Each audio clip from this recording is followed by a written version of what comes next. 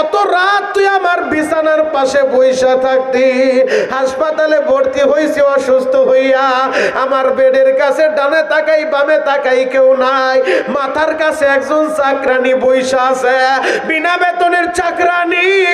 ওই চাকরানিটাই হলো রে মা।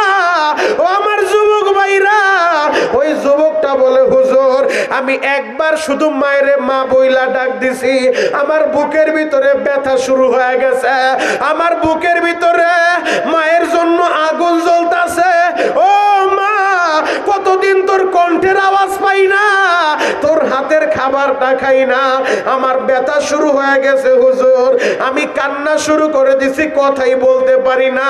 আমার মা মনে করছে আমি কোনো বিপদে পড়ছি। 5টা বছর যে মার খবর নিলাম না, 5টা বছর মায়েরে কিছু খাওয়াইলাম না, মায়েরে কিছু কিনাও দিলাম না, এই কথা আমার মনে নাই। আমার মা বলে বাবা রে তোর কি হয়েছে রে বাবা, তুই কোনো বিপদে পড়ছিস নি? আমি মা কোন জায়গায় আসবো রে বল। ও বাবা তুই কোথায় আসস বল, আমি মা এখনই রওনা দিব। মা কারে বলে রে ভাই, ও পাবনার ভাইরা, 5 বছর মায়ের একটা আপেল কিনা দিল না, 5 বছর মায়ের একটা ওষুধ কিনে খাওয়াইলো না, 5 বছর মায়ের একটা কাপড় কিনা দিল না। এই কথা আমার মনে নাই, একটা শুধু মা ডাক শুনছে তো সব ব্যথা ভুইলা গেছে, সব অভিযোগ ভুইলা গেছে। মা বলে বাবারে তোর কি হয়েছে, তুই কোনো বিপদে পড়ছস নি? আমি কোন জায়গায় আসবো রে বাবা, তাড়াতাড়ি বল। আমি বললাম মা গো আমি তেমন কোনো বিপদে পড়ি নাই মা, তবে এই জায়গায় আমাদের এই জায়গায় আজকে বয়ান হইছে, মনিরুল ইসলাম শরীয়তপুরি বয়ান করে বলে গেছে তুমি আমারে মাফ না করলে আমার আল্লাহও মাফ করব না। ও মা আমারে মাফ করে দাও গো, তুমি মাফ না করলে আল্লাহ বলে আমারে মাফ করব না। আমার মা বলে বাবা রে তুই তো ছোট্ট মানুষ, তুই তো বুঝোস না, তুই আবার কি কষ্ট আমারে দিবি। ও বাবা তোর বিবি নিয়ে তুই বাড়িতে চইলায়, আমি তোর বাবারে বুঝায় নিব। কত বছর তোরে খুঁজি রে বাবা, তোর নাম্বারটাও ম্যানেজ করতে পারি নাই। ও বাবা কেমনে আমারে বুইলা থাকলি? ও যুবক একটাবার চিন্তা করে দেখো, এই ঘটনাটা বলার উদ্দেশ্য হলো যুবক রে 5 বছর মায়ের খাবার দিল না, 5 বছর মায়ের একটা টাকা দিল না, একবার মা ডাক শুই না, মা সব ভুইলা গেল। হয়তো তুমিও 5 বছর মসজিদে যাও নাই, ও আমার কলিজার টুকরা ভাই, তুমিও 10 বছর মসজিদে আসো নাই, নামাজটা পড়ো নাই, রোজাটা রাখো নাই। যদি আজকের এই রাত্রে আমার মাওলারে ডাকার মতো ডাক দিতে পারো, চোখের পানি দিয়া আমার মাওলারে বুঝা বলতে পারো ও দয়ার আল্লাহ আমি বড় পাপী, আমি বড় অপরাধী, আল্লাহ দাও না আমারে মাফ কইরা। আমার আল্লাহ মার চাইতেও দরদি, আমার আল্লাহ বাবার চাইতেও দরদি, আমার আল্লাহ এখনই তোমারে মাফ করে দিতে পারে। কথা বলেন ঠিক কি না? পারে কি পারে না? আরো জোরে বলেন বাবা, পারে কি পারে না? যুবক ভাই তোদের পা দুইটা আগায়, আমি তোদের পা ধরে বলে যাই আমি বড় পীর না, বড় আলেম না, এরপরও তোদের পা ধইরা বলে যাই হাত দুইটা খানায় কাবা ধরছি বহুতবার, এই হাত দুইটা দিয়ে কাবার দরজাটা বহুতবার ধরছি। গত রমজান ও মক্কা মদিনায় ছিলাম, এই রমজান আবার চলে যাব। আমার মাওলারে বলছি মালিক রে জীবনে যত বছর বাঁচবো প্রতিটা রমজান তোমার ঘরে তুমি আমার আনবা। তুমি কিভাবে আনবা আমি জানি না, আমার মায়ের দোয়ায় আজকে প্রতিদিন ময়দানে যুবকেরা কান্দে, মুরব্বীরা কান্দে। যুবক হয়তো মা বাবার সাথে খারাপ ব্যবহার করো, বাবার সাথে খারাপ ব্যবহার করো, আর খারাপ ব্যবহার করিস না রে ভাই। আজকে বাড়িতে যে মার কাছে ক্ষমাটা চায় নিস, ওই মাটাই তোর জান্নাত, ওই বাবাটাই তোর জান্নাত। বর্তমান সমাজে অনেক যুবক কেমন আছে নিজের বাবারে ধইরা মারে। কথা বলেন ঠিক কিনা? আছে না নাই? আমার শরীয়তপুরের একটা কথা তোমাদেরকে বলে যাই, শরীয়তপুর বেদেরগঞ্জ জাজিরা উপজেলায় আমার মাহফিল ছিল। আমি যখন মাহফিলে গেছি মসজিদের ভিতরে নিয়ে আমারে বসাইছে, বসানোর পরে মুরব্বী সাহেব সভাপতির মতো এমন একজন মুরব্বী আসছে আর একটা যুবক আসছে, দুইজন আইসা আমার ওই মুরব্বী বলতেছে বাবা তুমি আমাদের শরীয়তপুরের রত্ন, সারা দেশে বয়ান করো, বাবা তোমার একটা কথা বলবো, এভাবে বলতেছে। আমি বললাম বাবা একটা না, আপনার যতটা মন আপনি বলেন। বলে বাবারে লজ্জার কথা কি বলবো, যে ছেলেগুলা মাহফিল দিছে এদের ভিতরে আমার ছেলেটাও আছে। আমার ছেলে সব দিকে ঠিক আছে, কিন্তু মাঝে মধ্যে কথা উলট পালট হইলে আমারে মারতে আসে, আমার দুইরা মারে। আমি বললাম বাবা আপনি বলেন কি? বলে হ্যাঁ, লজ্জার কথা কি মানুষের কাছে বলা যায়? এলাকার মাতুব্বর্গ কাছে কার এসব কথা বলা যায়? বাবা আমার মন বলে তোমরা আলেম মানুষ, তোমরা বয়ান করলে হয়তো আল্লাহ হেদায়েত দিলে দিতেও পারে। বাবা তুমি একটু আমার ছেলেটার লেগে দোয়া করো, ও মাঝে মধ্যে আমার দইরা মারে, ভার্সিটিতে পড়ে।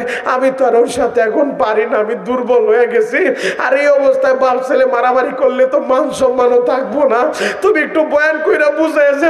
বর্তমান অধিকাংশ সমাজে এমন ঘটনা অহরহ করতেছে। গত 3 দিন আগে আমি দেখলাম রে ভাই, ওই গাজীপুর কাশিমপুরের 4 নং ওয়ার্ডে একটা কপাল পোড়া ছেলে বাবার সাথে ঝগড়া করতেছে, এমন ভাবে বাবার আঘাত করছে, বাবার পাঞ্জাবিটা লাল হয়ে গেছে রক্তে। ওই বাবার রক্ত ঝরতে ঝরতে বাবার দুনিয়া থেকে বিদায় নিয়ে চলে গেল। কত কপাল পোড়া বাবারে মারে। আর ডানে ভাবে তাকায় দেখো এই ময়দানের দিকে, যাদের বাবা নাই এদের বুক ভাইরা দেখো, বাবার জন্য কত ব্যথা এদের বুকে। ও যুবক তোদের পা ধরে বলি, বাবার সাথে বেয়াদবি করিস না রে ভাই। তোদের বাবা তোদের মাথার উপরে একটা বড় বৃক্ষ, এই বড় বৃক্ষের ছায়াটা যেই দিন হারাইবি সারা দুনিয়া ঘুরলেও আর পাবি না। যুবক রে, আমি যখন বয়ানের ভিতরে বললাম ও যুবক ভাইরা, যারা বাবার মনে কষ্ট দিছো বাবার দোয়াটা নিয়ে আনিবা, নয়তো নামাজ রোজা ওয়াজ মাহফিল কোনো কিছুই কাজে আসবে না। তোমার দান সদকাও কাজ হবে না। মা বাবাই তোমার জান্নাত। আমার কথা না, আমার নবীর কথা, হুমা জান্নাতুকা ওয়া নারুকা। আমি যখন এইভাবে বয়ান করে দিয়ে আসলাম, আমি আমার গাড়িতে ওইটা আমি তো চলে আসবো। এলাকার সব মানুষেরা আমার গাড়ির পিছনে পিছনে আসতেছে। হঠাৎ কইরা কান্নার আওয়াজ, বাড়ির ভিতর থেকে কান্নার আওয়াজ আসতেছে। আমারে যে দাওয়াত দিয়া নিয়ে গেল ওই যুবকটা আমার টেলিফোন করে বলে, ও শরীয়তপুরি ভাই, ওই ছেলেটা ওর বাবারে জড়ায় দইরা এমন ভাবে মাপ চাইতাছে, মনে হয় যেন কি হারা ফেলছে।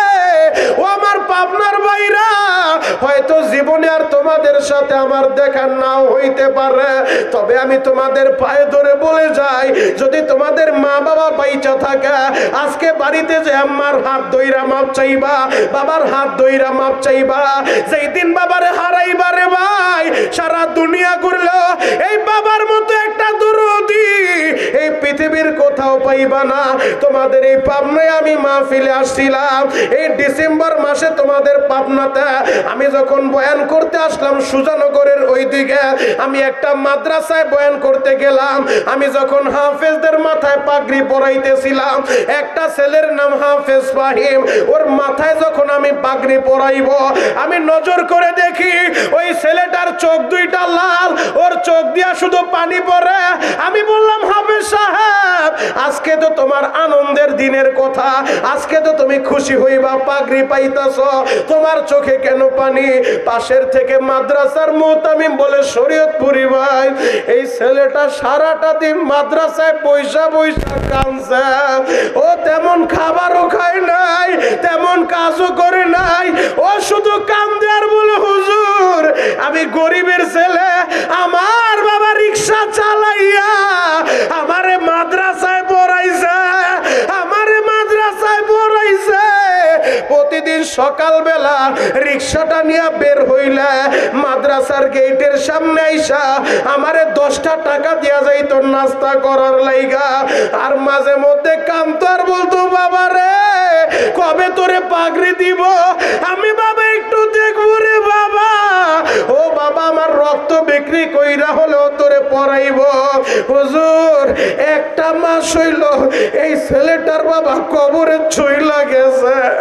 হুজুর সারাটা দিন ও কাম দেওয়ার বলে, হুজুর আজকে পাগড়ি ঠিকই দিবেন, এই পাগড়ি কে দেখবো? সব ছেলেরা পাগড়ি পইরা বাবারে সালাম দিব, বাবা আমি তোমার ছেলে আজকে পাগড়ি পাইছি, আমি কার কাছে যাইব? আমার বাবা তো কবরে চইলা গেছে। ও আমার পাবনার ভাইরা, ও আমার মালঞ্চির ভাইরা, ও আমিনপুরের ভাই ভাইরা তোমাদের পায়ে ধরে বলে যায়, আমি জানি না কার বাবা নাই রে ভাই। ও বাবারা ছেলেগুলা চোখের গরম পানি দিয়া কাঁদতে থাকো আর বলো, আল্লাহ আমার বাবারে মাইরো না, আমার মায়েরে মাইরো না। ও যুবক ভাইরা রে, তোমার মা দুঃখিনী কত কষ্ট কইরা তোমারে পড়াইছে। আলেমদেরকে জিজ্ঞেস করে দেখো, আমি শরীয়তপুরি আমার মা গতকালকে যখন আমার এলাকায় বয়ান কইরা আমি রাত 12টার পরে রওনা দিব ঢাকার উদ্দেশ্যে, আমার মা তখনও হাতটা ধইরা কান্দে আর বলে, বাবা রে ভালোভাবে যাইও রে বাবা। আমার মায়ের চোখের পানি এমন কোন রাত নাই যেই রাতে আমার মা আমার জন্য চোখের পানি না জড়ায়, আমার আল্লাহর কাছে দোয়া না করে। ও যুবক, এই যে মুফতি আবু ইউসুফ সাহেব বসে আছে, তার কাছে জিজ্ঞেস করো, তার মায়ের দোয়ায় আল্লাহ তার দ্বারা দিনের খেদমত নেয়। আব্দুর রশিদ সাহেব বয়ান করলো, তার কাছে জিজ্ঞেস কইরা দেখো কত রাত মা যায় না মাঝে বইসা এই আব্দুর রশিদের জন্য কাঁদছে। ওই মায়ের চোখের পানির খাতিরে আল্লাহ এদেরকে কবুল করছে, তোমারও কবুল করবে রে ভাই। ও আমার যুবক ভাইরা, যখন তুমি বিপদে পড়বা দেখবা কেউ নাই, তোমার মা তোমার পাশে ঠিকই আছে। আল্লাহ যারা যারা আমিন বলছে এদেরকে আপনি মাফ করে দেন। আল্লাহ যদি কেউ কৃপণতা বশত অলসতা বশত আমিন বলে নাই, তাদেরকে আপনি মাফ করে দেন। আরো জোরে বলেন। দোয়াগুলো ভালো না খারাপ? কথা বলে না। ভালো না খারাপ? ক্ষুধা লাগছে, বাড়িতে গেঞ্জাম হইছে, আওয়াজ দেন। দোয়াগুলো ভালো না খারাপ? এরপরও যদি কেউ না আসে, আমার কিছু করার আছে? আসবে ইনশাল্লাহ, যেহেতু সময় দিছে 10 মিনিট, ওই যে আসা শুরু হয়েছে, শোয়াতে বিছানাতে সব সাইরা দিয়ে ইনশাল্লাহ এখন চলে আসবে। বাবা আমি মুসাফির চাই, কারোর সামনে 1 ইঞ্চি জায়গা খালি থাকতে পারবে না। পরে যারা আসবে ওরা যেন পিছনে বসতে পারে। আল্লাহর দামি বান্দাদের জন্য আমি জায়গা আগে থেকেই করতে চাই। একেবারে তেরপালের মাথায় চলে আসো সবাই। বাবাজির একটু কষ্ট করেন, যে যতটুক সামনের দিকে আগাবেন আল্লাহ যেন আপনার জান্নাতের ভিতরে জায়গা এত লক্ষ গুণ আরো বড় করে দেয়। আসেন না বাবা, আপনার জায়গা জান্নাতের জায়গা বড় করার নিয়ত করে আসেন ইনশাআল্লাহ। আব্বাজান, ওই যে আমার আব্বাজান কত কষ্ট করে আসতেছে। আল্লাহু আকবার। আসো যুবক ভাইরা, একেবারে সামনাসামনি চলে আসো। যুবকের আমার কাছাকাছি চলে আসো, কারোর সামনে খালি জায়গা থাকতে পারবে না, আরো সামনে আসো। আসো ইনশাআল্লাহ, একেবারে সামনাসামনি চলে আসো। আমার সামনে কোনো খালি জায়গা যেন আমি না দেখি, জায়গা সব পরিপূর্ণ চাই। এই যে ডাইন পাশে কিছু জায়গা খালি দেখা যায়, এই জায়গাগুলোকে কভার করেন, এই জায়গাগুলো কভার করেন। পিছন দিক থেকে 2-1 জন যুবক আসো, 2-1 জন যুবক এসে সামনের জায়গা কভার করো। এই যে মাঝখানে আরো কয়েকজন যুবক ভাই আসো। বাচ্চারা আসো ইনশাআল্লাহ, আসো হিম্মত করে আসো, তোমরা এই সামনের দিকে চলে আসো। এই যে মাঝখানে খালি জায়গা আছে, এই জায়গাটা পূরণ করেন, এই জায়গাও পূরণ করেন, কোনো খালি জায়গা থাকতে পারবে না। আল্লাহু আকবার বলেন তো, আরো জোরে বলেন আল্লাহু আকবার। আপনাদের খারাপ লাগতেছে? কষ্ট হয়? আলোচনা তো শুরুই করিনি, কষ্ট কেমন হইব? আল্লাহু আকবার বলেন তো, আরো জোরে বলেন আল্লাহু আকবার। আমরা মুসলমান, আমাদের ধর্মের নাম ইসলাম, কথা বলেন ঠিক কিনা? আল্লাহ তাআলা মোহাব্বত করে দয়া করে ভালোবেসে আমাদেরকে দিয়েছেন আল কোরআন, কথা বলেন ঠিক কিনা? এই কোরআন এমন একটা কিতাব, আসমানি 104খানা কিতাব আল্লাহ নাজিল করছে। 104খানা কিতাবের ভিতরে 100খানা কিতাবের নাম সহিফা, বাকি 4খানা যে আসমানি বড় কিতাব তাওরাত, জাবুর, ইনজিল, কুরআন, এই 104খানা কিতাবের ভিতরে সর্বশ্রেষ্ঠ যেই কিতাব, সেই কিতাবের নাম মহাগ্রন্থ আল কোরআন। আমাদের নবী হিসেবে তিনি গর্বিত। এই পৃথিবীতে 1,24,000, মতান্তরে 2,24,000, অথবা অগণিত অসংখ্য যত নবী রাসূল আল্লাহ পাঠাইছে, সমস্ত নবীদের ভিতরে আমাদের নবীকে আল্লাহ শ্রেষ্ঠত্বর মর্যাদা দিয়েছেন। আমাদের নবী রহমাতুল লিল আলামিন, আমাদের নবী ইমামুল মুরসালিন, আমাদের নবী শাফিউল মুজনাবিন, আমাদের নবী দুজাহানের বাদশা। সেই সর্বশ্রেষ্ঠ নবীর উপরে আল্লাহ পাক রব্বুল আলামিন সর্বশ্রেষ্ঠ আসমানি কিতাব কোরআন নাজিল করছেন। এই কোরআন কোন মাসে আল্লাহ নাজিল করলেন? এই কোরআনের বাড়ি কোথায়? এই কোরআন আল্লাহ দুনিয়ায় কেন পাঠাইলেন? যদি আপনি এই কোরআনকে প্রশ্ন করেন, কোরআন তুমি কেন দুনিয়া আসছো, তোমার বাড়িটা কোথায়, আমাদেরকে একটু বলো। এই প্রশ্ন যদি আপনি কোরআনকে করেন, এই প্রশ্ন কোরআনকে করলে আপনাদের এলাকার গর্ব, আপনাদের আমাদের এলাকার সন্তান মুফতি আব্দুর রশিদ সাহেবের জবাব দিতে হবে না, মুফতি আবু ইউসুফ সাহেবের জবাব দিতে হবে না, আমারও জবাব দেওয়া লাগবে না। কোরআন আপনারে নিজেই জানায় দিবে। বাল হুয়া কুরআনুম মাজিদুন ফি লাউহিম মাহফুজ। কোরআন বলবে আমার বাড়ি তো লাউহে মাহফুজে, আমি লাউহে মাহফুজ থেকে আসছি। যদি আপনি পাল্টা প্রশ্ন করেন, কোরআন বুঝলাম বাড়ি তোমার লাউহে মাহফুজে, তো দুনিয়া আসলো কোন মাসে তুমি আসছো আমাদেরকে একটু শোনাও। কোরআন আপনারে সেটাও শোনায় দিবে। শাহরু রমাদানাল্লাযী উনজিলা ফীহিল কুরআন।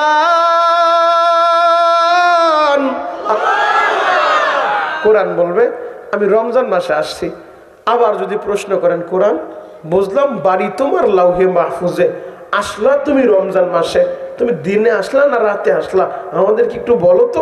কোরআন আপনারা সেটাও জানায় দিবে। ইন্না আনজালনাহু ফি লাইলাতিল কদর। বলবে আমি কদরের রাতে আসছি। আবার যদি পাল্টা প্রশ্ন আপনি কোরআনে করেন, কোরআন কদরের রাতে আসলা, ওই রাতটা কেমন, ওই রাতটার দাম কত আমাদেরকে একটু শোনাও তো। কোরআন আপনারা সেটাও শোনায় দিবে। লাইলাতুল কদরি খায়রুম মিন আলফি শাহর। আল্লাহু আকবার।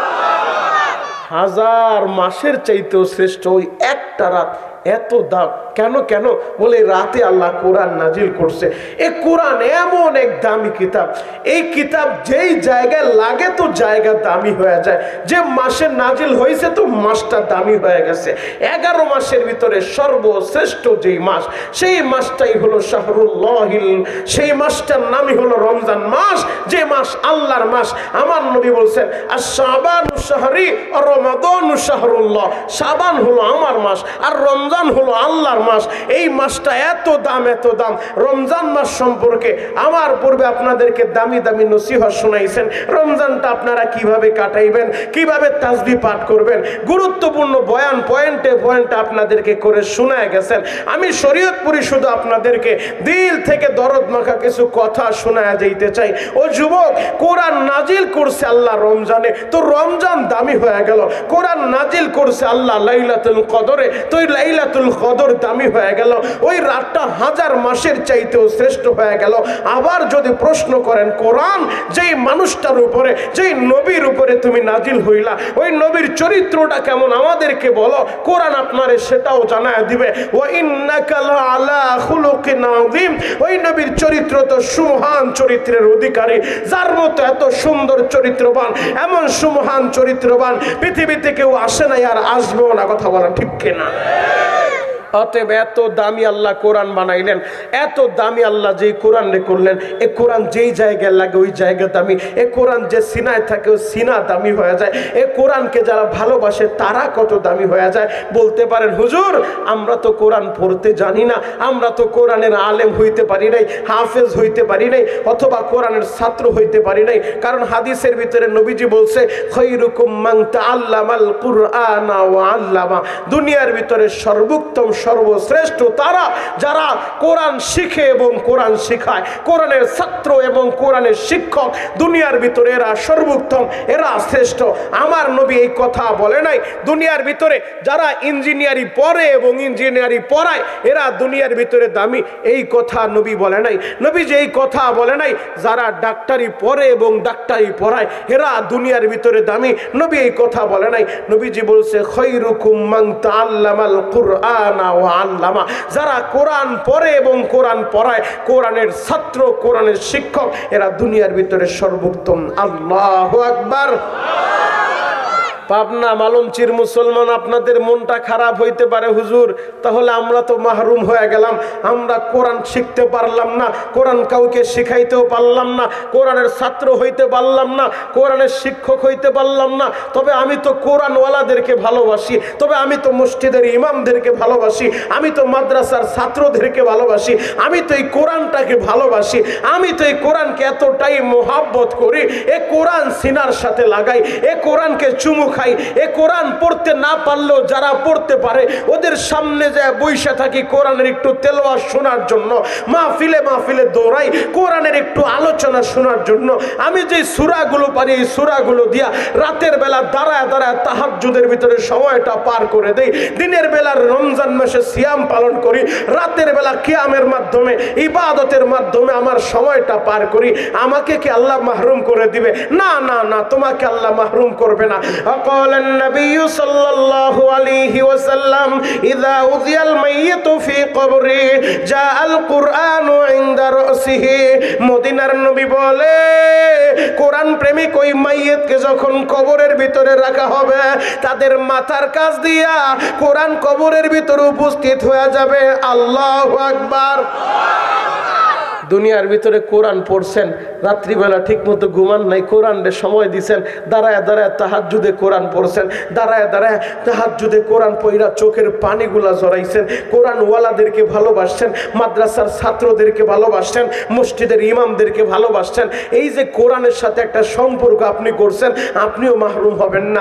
আপনি মরার পরে আপনার মাথার কাছ দিয়া কবরের ভিতরে আপনার বন্ধু হিসেবে এই কোরআনটা উপস্থিত আল্লাহ করে দিবেন। আল্লাহু আকবার। তাহলে কোরআনের সাথে আমাদের সম্পর্ক রাখার দরকার আছে না নাই? আরো আসতে বলেন, আছে না নাই? এ কোরআন আল্লাহ নাজিল করছে কেমন প্রেক্ষাপটে, ওই যুগটা কেমন ছিল, সিচুয়েশনটা কেমন ছিল।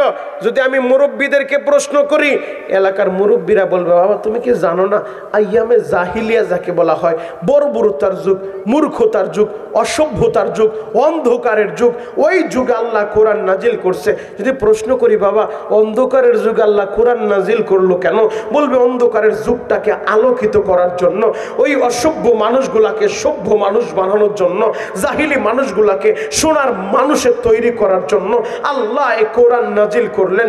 এ কোরআন যখন নাজিল হয়ে গেল, এ কোরআন নাজিল হওয়ার পরে, এই কোরআন নাজিল হওয়ার পরে ওই জাহিলি যুগের, বর্বরতার যুগের, অসভ্যতার যুগের, অন্ধকার যুগের মানুষগুলার ধারে ধারে বারে বারে যায় নবী আমার কোরআনের দাওয়াত দেয়, ইসলামের দাওয়াত দেয়, কালিমার দাওয়াত দেয়। নবীকে মারতে আসে, আবার কেউ নবীর কালিমা গ্রহণ করে, নবীর হাতে হাত দিয়া ইসলাম গ্রহণ করে, কালিমা পড়ে, কোরআনকে ভালোবাসে। কোরআন অনুযায়ী যারা জীবন সাজাইল, কোরআন অনুযায়ী যারা ঘর সাজাইল, কোরআনের জন্য যারা নিজের বাড়ি ঘর ছাড়া হইল, কোরআনের জন্য যারা হামলা এবং মামলার শিকার হইল, কোরআনের জন্য যারা শিয়াবে আবি তলেবের ভিতরে অবরুদ্ধ হইল, এ কোরআনের জন্য যারা নিজের মায়ের কোলটা খালি করে দিল, এ কোরআনের জন্য নবীর অনেক সাহাবীরা স্ত্রীদেরকে বিধবা করে দিল, এ কোরআন ইসলামের জন্য নবীর অনেক সাহাবীরা সন্তানগুলোর এতিম কইরা দিয়া নবীর সাহাবী হওয়ার সৌভাগ্য অর্জন করলো।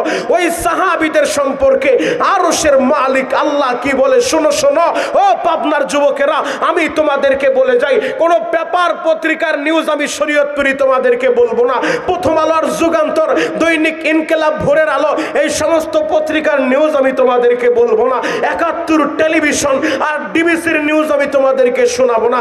আমার আল্লাহ আমার নবীকে আসমানি ১০৪ খানা কিতাবের ভিতরে সর্বশ্রেষ্ঠ একটা কিতাব দিয়েছে, যেই কিতাবের নাম মহাগ্রন্থ আল কোরআন।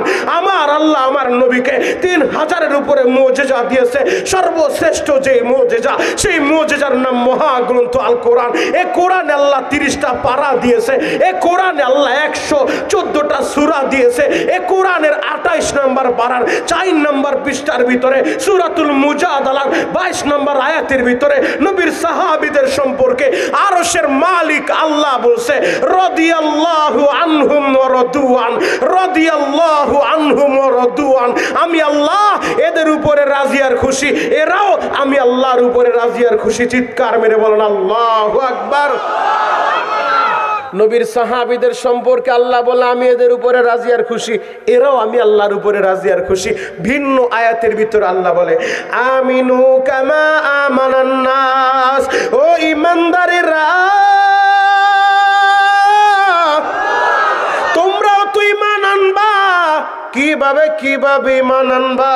আমি আল্লাহ তোমাদের সামনে মডেল দাঁড় করায় দিলাম, একটা মাপকাঠি দাঁড় করায় দিলাম, আদর্শ দাঁড় করায় দিলাম।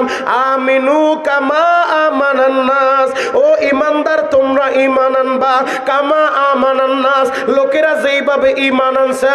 পৃথিবীর সমস্ত মুফাসসিরিনে কেরাম, সমস্ত মুফাসসিরিনে কেরাম এই ব্যাপারে একমত। কামা আমানান নাস দ্বারা আল্লাহ এই জায়গায় সাহাবীদেরকে বুঝাইছে, নবীর সাহাবীরা যেমন ঈমান আনছে তোমরা ওই রকম ঈমান আনবা। আল্লাহু আকবার। তার মানে বিষয়টা আমাদের সামনে ক্লিয়ার হয়ে গেল। আল্লাহ নবীর সাহাবীদের উপরে রাজি আর খুশি।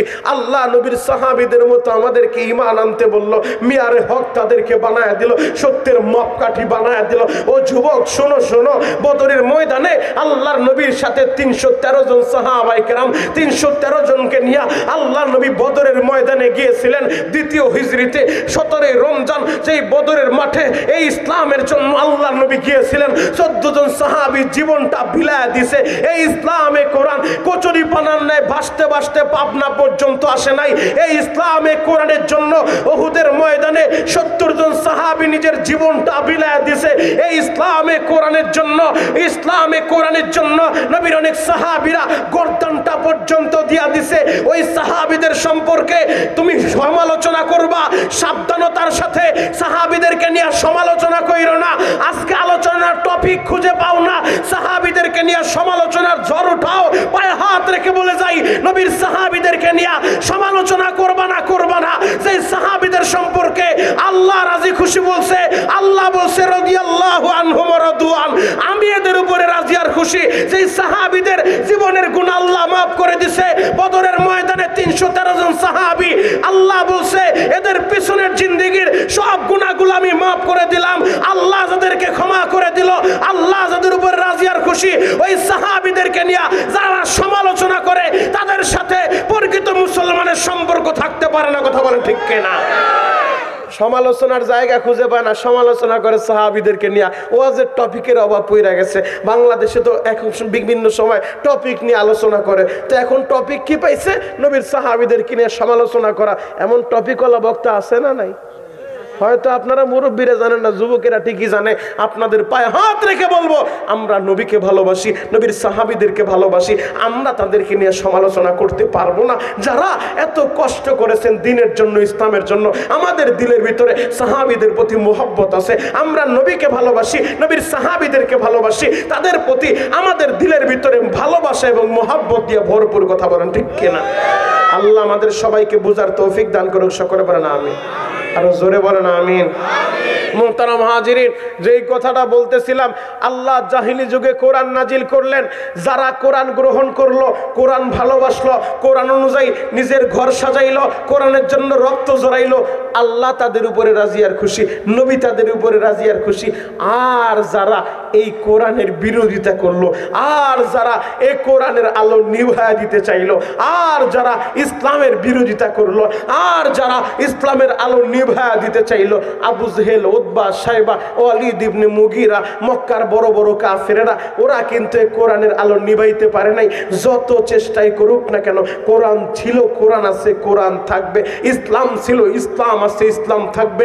আবু জেহেলের উত্তরসূরি, খালতো ভাই, মামতো ভাই, তালতো ভাই, বর্তমান জামানায় যদি কেউ কোরআনের আলো বন্ধ করে দিতে চায়, কোরআনী মাদ্রাসায় তালা লাগাইতে চায়, মসজিদের দরজায় তালা লাগাই দিতে চায়, কান খুলে শুনে রাখা, আবু জেহেলের উত্তরসূরিরা আজ থেকে 1500 বছর আগে আবু জেহেল পারে নাই, উতবা পারে নাই, সাইবা পারে নাই। 1500 বছরের ভিতরে কুখ্যাত যত বেঈমান আসছে কেউ পারে নাই, তোমরাও পারবে না।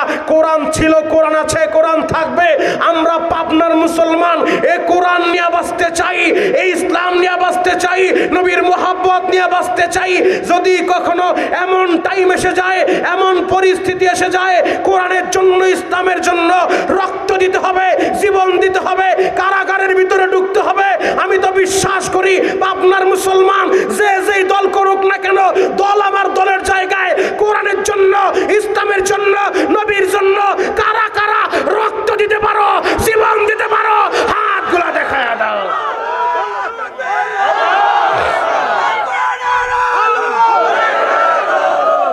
আল্লাহ আল্লাহ যে ভাই তাকবীর দিছে তার কণ্ঠটা তুমি হাউজে কাউসারের পানি দিয়া পরিষ্কার করে দিও, চিৎকার মেরে বলো না আমিন।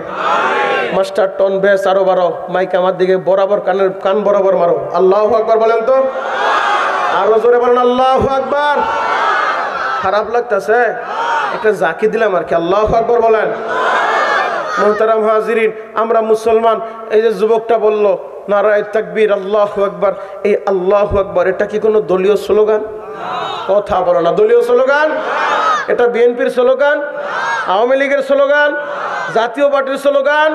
এটা আল্লাহ প্রদত্ত মুসলমানের জন্য একটা স্পেশাল পাওয়ার। কথা বলো ঠিক কিনা?